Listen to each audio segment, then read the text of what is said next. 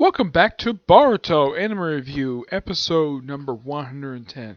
Yeah, this is actually one of two videos I planned on doing yesterday, but due to time, the video I'm doing next, also the video I wanted yesterday as well, but I didn't get a chance because of time. Because it was almost 11 o'clock by the time I finally recording the last video. Okay, now this particular video is basically talk about the 111th episode of Boruto Naruto Next Generations. The Steam Ninja Scrolls, Mirai's King. Picking up where last week's episode left off with Mirai, Tatsumi, and a bunch of girls. And also the two girls I saw from last week's episode, where one is basically a character redesign from a character from season 7 of Shippuden, and there's a character that looks like Tenten, just with a color scheme of clothes. Well, Tenten from part 1. Yeah.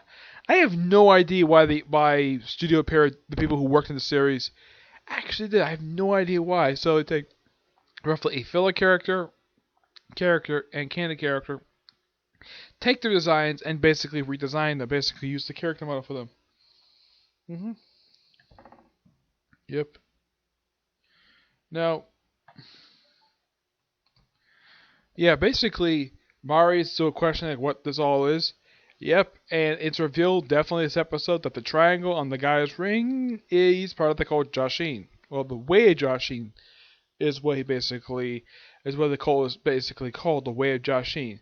Yeah, a group of religious zealots who have a fetish for pain. Yes, he's not was known for doing this also.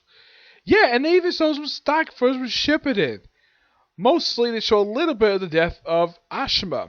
Yes, well, his briefly shows battle with Hedon, which was a very well animated, by the way. Though somehow this guy got his hands on Hedon's weapon. I'm like, how the heck gets hands on that? Either that, or basically the way Yashin basically had both Lord's weapons just lying around someplace.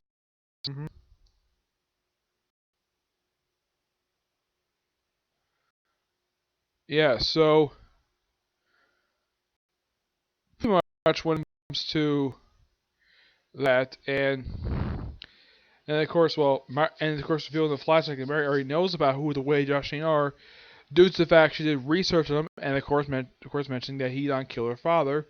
So she basically doesn't decide to drink the stuff and she also figures out that the gas that's around, it's actually hallucination. It's actually hypnotic gas. So she used like lightning jutsu to sort of free everybody, like quick little shock, not to harm them. And then, of course, basically kind of figures out. And of course, he mentioned, oh yeah, I went to the other side and met your father. Really? It's a bunch of bullcrap. Yes. So he takes Tatsumi hostage, basically takes her blood, and she transforms into the cursed thing. Which I'm like, when I saw this, and the puppet like, that is not how it works at all. Because I've watched Shippuden. That's seriously not how it works. But, according to what they mention later, this is actually based upon Jashin documents. I know these things are real or not, but apparently these are documents that he got the idea from. Also, when I was noticing the way he talked, and how the sub-actors, it seems like that the guy that got to voice this guy named Jaku, that guy's named Jaku, he sounds a lot like the actor who plays Gin from Gintama. Yes. That's what he sounds like. Yep.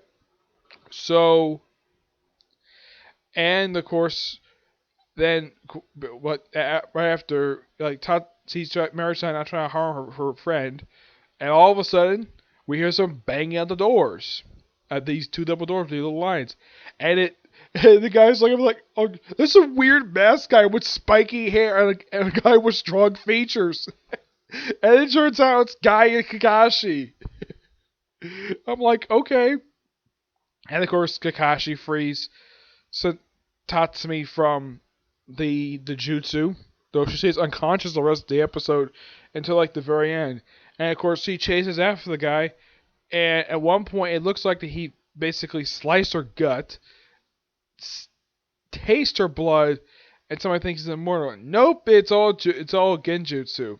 It was all a big fat lie. Yep. What he actually cut was actually water. Yes, water. So he tasted water, not blood, water. And he thinks he's immortal even though the guy's freaking nuts. He's not immortal. Nope. And of course, Mary basically defeats him. Of course, they mentioned that she's named after a Shogun genius, Mary Taru. Yeah, and then she reveals, oh, it's actually a big fat lie. The one person never existed. And after she battles the guy for a while, of course, there's a bunch of rods show up like, yeah, this sounds a lot like. And of course, they mentioned heat on this, and during the conversation, like, what you think? You think it's what heat on? It's like, don't you dare mention that name. It's like, it's not exactly that. She's mentioned basically. It's like this guy is apparently a big fan of Hedons.